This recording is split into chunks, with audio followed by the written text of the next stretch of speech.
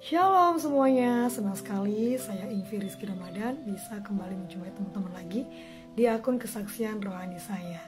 Dan seperti biasa, saya berdoa setiap kali sebelum saya memberikan jawaban atas komentar-komentar atau pertanyaan-pertanyaan yang Anda semuanya tanyakan di kesaksian saya. Izinkan saya berdoa supaya hati kita semuanya dapat terbuka oleh jamahan Roh Kudus, supaya firman Tuhan yang Tuhan izinkan untuk kita dengar boleh kita mengerti dan kita sanggup untuk mempercayainya. Seperti yang sudah hadir saat ini, ada kakak Romen Priyatno yang bertanya, Yesus sewaktu mati, siapa mencabut nyawanya? Nah, pertanyaan ini mengapa akhirnya saya ingin menjawabnya, karena ternyata banyak beberapa orang dan di beberapa VT saya yang menanyakan tentang hal ini. Mungkin pertanyaan ini seperti sepele, siapa yang mencabut nyawa Yesus? Tetapi bagi saya, jawaban dari pertanyaan ini bukanlah hal yang sepele. Jadi, langsung saja kita buka Alkitab kita. Bagi teman-teman yang tidak memiliki Alkitab atau tidak mau memiliki Alkitab, bisa buka di Google ya, di Lukas 23 ayat 46. Juga ada di Markus 15 ayat 37 dan di Injil Matius 27 ayat 50. Tapi saya ingin membacakan di Lukas 23 ayat 46. Beginilah bunyinya. Lalu Yesus berseru dengan suara nyaring, "Ya Bapa, ke dalam tangan-Mulah ku serahkan nyawaku." Dan sesudah berkata demikian, ia menyerahkan nyawanya. Poin yang pertama, jadi tidak ada yang mencabut nyawa Yesus kecuali dia sendiri yang menyerahkan nyawanya. Bapa dan Yesus adalah satu. Yang dimaksud Bapa dan Yesus adalah satu di sini adalah satu otoritas, tetapi bukan satu pribadi. Yang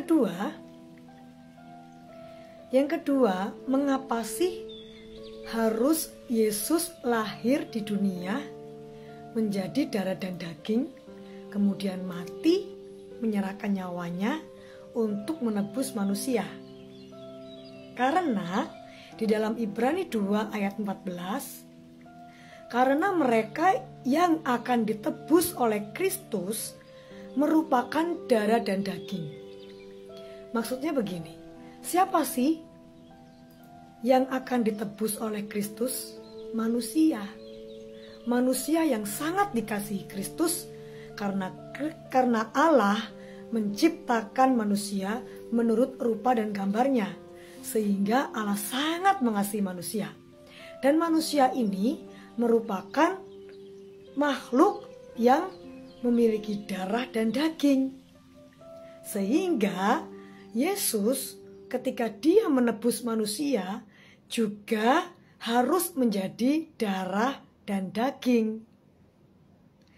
Karena hanya sebagai manusia sejatilah Yesus dapat memenuhi syarat untuk menyelamatkan manusia dari kuasa iblis. Jadi syarat untuk menebus manusia, ia harus menjadi manusia sejati, harus menjadi darah dan daging. Dan syarat yang kedua, meskipun dia adalah manusia sejati, dia tidak boleh berdosa. Ilustrasinya begini, ketika ada seseorang masuk ke dalam penjara. Di dalam penjara, dia terkurung. Bahkan mungkin dia dikenai hukuman mati. Karena ada seseorang yang sangat mengasihi orang yang sudah masuk dalam penjara itu, dia ingin menjadi penggantinya. Dia ingin menjadi penebusnya. Apa syaratnya? Yang pertama, dia juga harus manusia. Karena yang masuk penjara adalah manusia. Jadi harus manusia yang menjadi pengganti dan menebusnya. Yang kedua, yang menggantikan atau menebusnya haruslah orang yang tidak bersalah. Masakan sama-sama di penjara menjadi penebusnya. Masakan sama-sama melakukan dosa menjadi penggantinya. Tidak bisa. Yang di luar penjaralah, yang tidak melakukan kesalahanlah yang bisa menjadi pengganti dari orang yang masuk penjara itu. Nah, masalahnya kembali kepada konsep keselamatan dan penebusan manusia oleh Yesus ya. Masalahnya, tidak ada satupun manusia yang sanggup tidak berdosa. Semua manusia itu berdosa. Sehingga hanya Tuhanlah yang sanggup memenuhi syarat penebusan itu. Jadi dia berinkarnasi menjadi darah dan daging seperti manusia, menjadi manusia sejati untuk bisa memenuhi syarat pertama, yaitu menjadi manusia untuk menebus manusia. Yang kedua, dia tidak berdosa karena dia adalah Allah sejati. Dia berasal dari surga sehingga dia tidak memiliki dan tidak bisa berdosa.